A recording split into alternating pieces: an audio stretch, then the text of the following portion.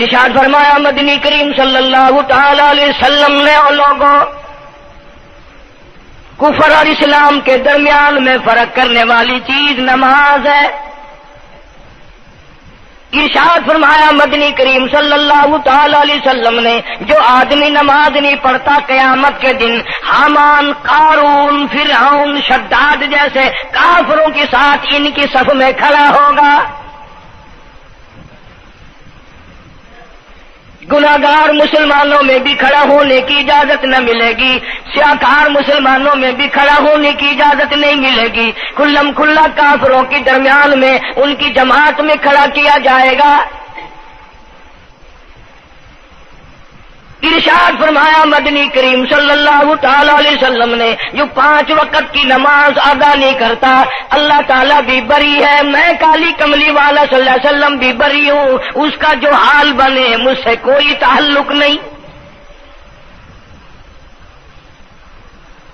ارشاد فرمایا محمد عربی صلی اللہ تعالی علیہ وسلم نے اور لوگوں الصلاۃ معراج المؤمنین، فرمایا نماز مومن کی معراج ہے. جس کا دل کرے اللہ سے ملاقات کروں، اللہ تعالیٰ سے مناجات کروں، اللہ جل شانہ سے کلام کروں، اللہ تبارک و تعالیٰ سے میری ملاقات ہونی چاہیے. سرکار فرماتے ہیں اسے چاہیے زیادہ سجدے کیا کرے.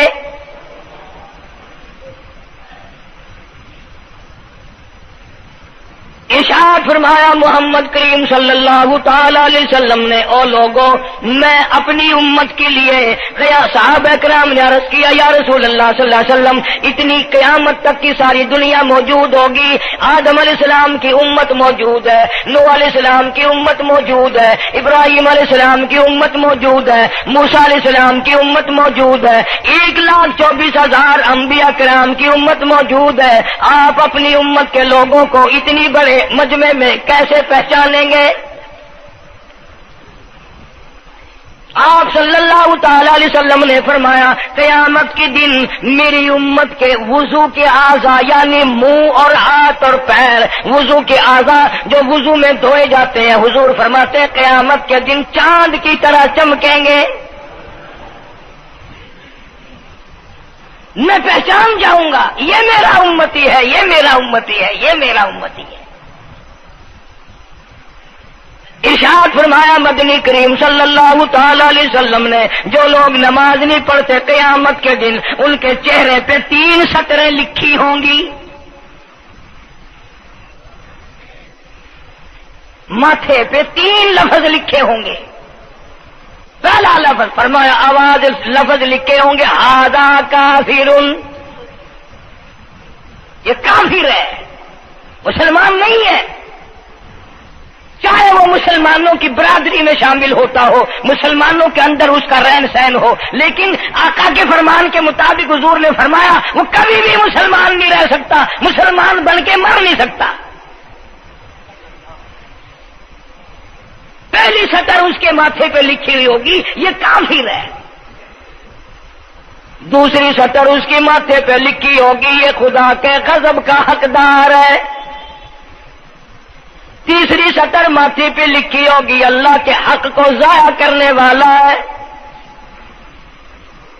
اب بتاؤ جب ماتھے پہ پہلے سے یہ سارے معاملات لکھے ہوئے ہیں تو وہ کیسے کرے گا، کیسے تبدیلی لائے گا اپنے اندر؟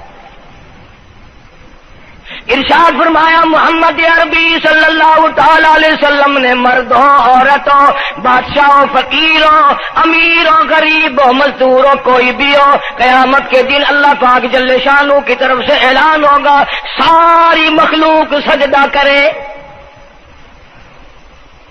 ساری مخلوق سجدے میں گر جائے تو ساری کی ساری مخلوق سجدے میں گر پڑے گی. قرآن کریم کے 29ویں پارے میں موجود ہے یوم یکشف عن ساق ویدعون الی السجود. اللہ پاک اپنی پنڈلی مبارک کا نور دکھائیں گے، نور دیکھنے والوں سجدے میں گر پڑو. فلا یستطیعون خاشعۃ ابصارهم ترهقهم ذلہ.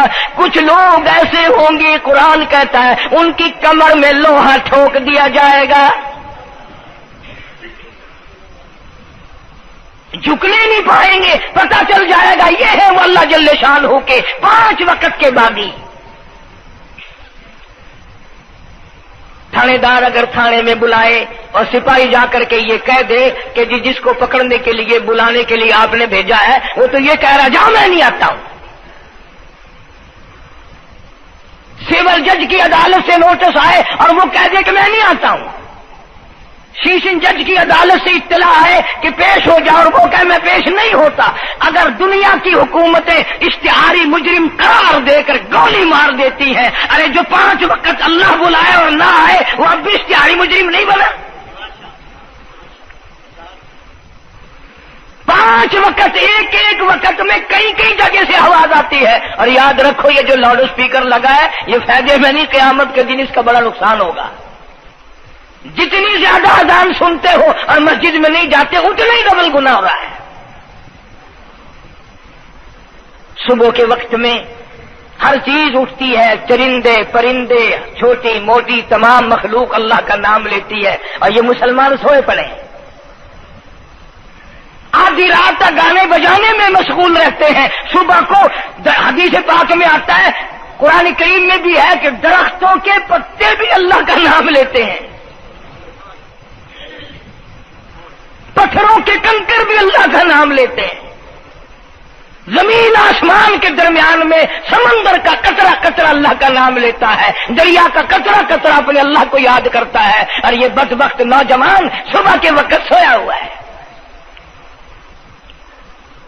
اس لیے فرمایا وَقَدْ كَانُوا يُدْعَوْنَ إِلَى السُّجُودِ وَهُمْ سَالِمُونَ۔ ذلیل ہو جائے گا قیامت کے دن، ساری دنیا کے سامنے جھکنا چاہتا ہے میں بھی ان میں مل جاؤں لیکن مل نہیں سکے گا۔ ارشاد فرمایا مدنی کریم صلی اللہ تعالی علیہ وسلم نے بے نماز کو قبر میں رکھو، قبر کے اندر جب وہ جاتا ہے دائیں پسلی قبر اتنی زمین قبر کی اس کو دباتی ہے اور آواز لگاتی ہے او اللہ کے 5 وقت کے باغی اللہ اکبر اللہ اکبر۔ یہ سارے نام سن کر سونے والے، ٹیپ ریکارڈ چلانے والے، وی سی آر پہ بیٹھنے والوں، ٹیلی ویژن پہ رہنے والوں اللہ اکبر، اور بڑی ذات اس مولا کی ہے آ جا۔ کام دام میں لگنے والوں، مختلف قسم کی مصروفیات میں رہنے والوں اللہ اکبر، آ جا اس بڑے نے تجھے بلایا ہے، نہیں آتا۔ ارشاد گرامی ہے کہ قبر کی زمین اتنا دبائے گی، اتنا بھینچے گی کہ سجی پسلی بائیں میں اور بائیں پسلی سجی میں، دونوں پسلیاں محمد عربی صلی اللہ علیہ وسلم نے انگلیوں میں یوں انگلیاں ڈال کر دکھائی، اس طرح ادھر ادھر پسلیاں نکل جائیں گی۔ ارشاد فرمایا مدنی کریم صلی اللہ تعالی علیہ وسلم نے اب قبر میں ایسا سانپ مقرر کر دیا جاتا ہے جو پیروں کے ناخنوں سے لے کر سر کے بالوں تک ڈستا چلا جاتا ہے، اتنا زہریلا سانپ، اتنا زہریلا ناگ۔ میری تیری بات نہیں، کسی ڈاکٹر حکیم کی بات نہیں، کسی وزیر سفیر کا بیان نہیں، امام الانبیاء صلی اللہ علیہ وسلم کا بیان ہے۔ آپ نے یوں فرمایا اتنا زہریلا سانپ مقرر ہوگا اگر پوری دنیا میں وہ سانپ ایک پھنکار مار دے قیامت تک سبز گھاس پیدا نہ ہو، زمین پہ کوئی سبزہ پیدا نہ ہو، اتنا زہریلا سانپ اسے ڈسے گا۔ اور یوں ارشاد فرمایا حضور اکرم صلی اللہ علیہ وسلم نے، وہ بولے گا بھی، وہ کہے گا کہ میں فجر کی نماز ضائع کرنے کی وجہ سے تجھے ظہر کے وقت تک ماروں گا، ظہر کی نماز تباہ کرنے کی وجہ سے عصر تک ماروں گا، عصر کی نماز قضا کرنے کی وجہ سے مغرب تک ماروں گا، مغرب کی نماز قضا کرنے سے عشاء تک ماروں گا، عشاء کی نماز ختم کرنے کی وجہ سے تجھے فجر تک ماروں گا، نمازیں تو نہ پڑھی قیامت تک میں تجھے چھوڑنے والا نہیں۔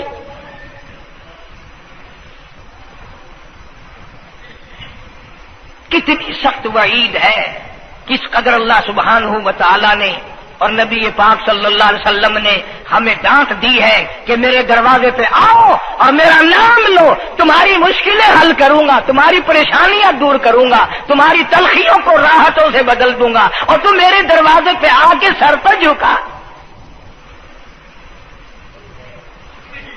دنیا میں دیکھو، کسی کا خطا کر دو، کسی کی خطا کر دو، گناہ کر دو، قصور کر دو، وہ ناراض ہوتا ہے، آگے سے کہتا ہوں میاں یہ میں ہاتھ باندھے کھڑا ہوں، میں سر جھکائے کھڑا ہوں، اور میاں اور اللہ والا کچھ خیال تو کر، تیرے آگے میں سر نوائی کھڑا،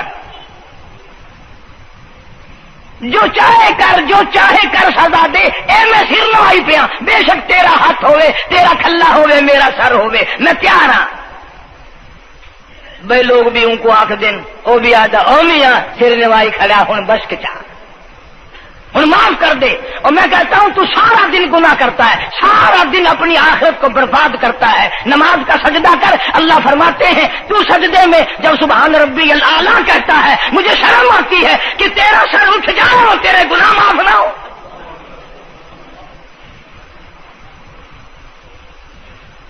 بڑی کریم ذات ہے، بڑی عجیب ذات ہے سبحانہ و تعالی و تقدس کی، انعام بڑے ملتے ہیں، اکرام بڑے ملتے ہیں۔ فرمایا قد افلح المؤمنون الذین هم فی صلاتهم خاشعون، اللہ فرماتے ہیں ایسی نماز پڑھنے والے مومن جو خشوع کے ساتھ پڑھیں،